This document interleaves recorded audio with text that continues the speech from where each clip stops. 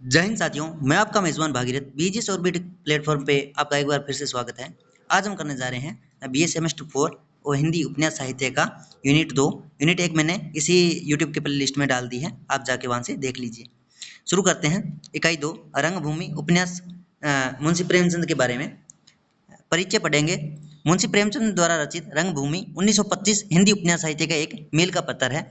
यह उपन्यास प्रेमचंद के उपन्यासों में सबसे अधिक और व्यापक वैचारिक दृष्टि से संपन्न माना जाता है। इस उपन्यास का शीर्षक ही अपने आप में पूर्ण है। रंगभूमि यानी जीवन का वह मंच जहाँ संघर्ष निरंतर चलता रहता है। प्रेमचंद ने इसमें साधारण अंधे भिखारी सूरदास के माध्यम से भारतीय स्वतंत्रता संग्राम, औपनिवेशिक शासन, पूंजीवादी और आम आदमी के नैतिक संघर्ष को चित्रित किया है। उसके बाद पढ़ेंगे कथानक और स्वरूप संरचना पढ़ेंगे रंगभूमि की। रंगभूमि का कथानक अत्यंत विस्तृत है। इसका केंद्र सूरदास है, जो एक अंधा भिखारी है। सूरदास की जमीन पर एक सिगरेट का कारखाना लगाने की योजना बनती है, जिसका नेतृत्व जॉन सेवक और प्रभु सेवक जैसे पूंजीपतियां करते हैं। यहाँ से संघर्ष की शुरुआत होती है। एक तरफ सत्ता और पूंजी का बल है, दूसरी तरफ ऐसा है लेकिन आत्मबल से संपन्न सूरदास। उपन्यास का कथानक केवल एक भू अधिकार की लड़ाई तक सीमित नहीं है, बल्कि यह साम्राज्यवादी ताकतों और भारतीय जनता के बीच संघर्ष का प्रतिबिंब है। प्रमुख पात्र और सूरदास रंगभूमि में देखेंगे। सूरदास रंगभूमि का प्राण है। वह प्रेमचंद का एक ऐसा पात्र है जो गांधीवादी विचारधारा का चरमोत्कर्ष है। वह अंधा है, समाज द्वारा उपेक्षित है, लेकिन उसके अंदर एक अटूट नैतिक शक्ति है। वह अपने जीवन को नहीं बेचना चाहता, क्योंकि वह जमीन उसके पुरखों की और पूरे गांव की साझा संपत्ति है। सूरदास का यह संघर्ष और उसका आत्म बलिदान उसे एक लोकनायक के रूप में स्थापित करता है।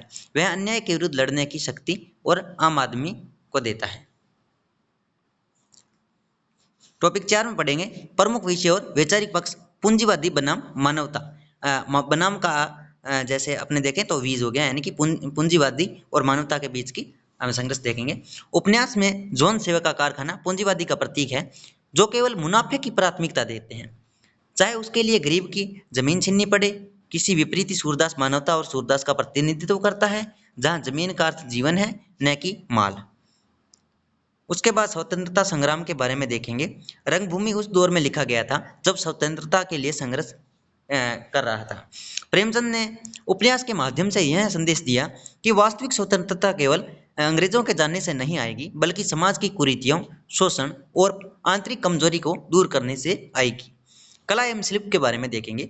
रंगभूमि का शिल्प प्रेमचंद के अन्य उपन्यासों से अधिक जटिल है। इसमें घटनाओं का ताना बाना बहुत संगन है। कहीं कहीं उपन्यासकार घटनाओं को बहुत अधिक विस्तृत कर देता है, जो आलोचकों की दृष्टि में स्थिरता प्रतीत होती है, लेकिन यह उस समय विस्तृत भारतीय समाज को पकड़ने का प्रेमचंद द्वारा प्रयास था।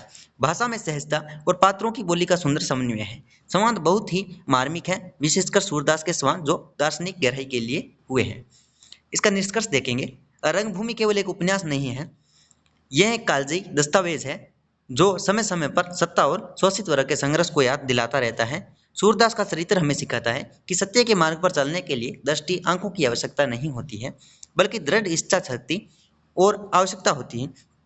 प्रेमचंद का यह उपन्यास आज भी उतना ही प्रासंगिक और जितना 1925 में था, क्योंकि आज भी विकास के नाम पर संसाधनों की लूट और आम आदमी का संघर्ष निरंतर जारी है। इसके साथ ही हमारी यूनिट 2 कंप्लीट होती है। हमने आज यूनिट 2 में पढ़ा है रंगभूमि उपन्यास मुंशी प्रेमचंद। आगे हम पढ़ने जा रहे हैं यूनिट 3, जो कि आगे की प्ले लिस्टों में आपको वीडियो मिल जाएगी। ठीक है, मिलते हैं नेक्स्ट वीडियो में।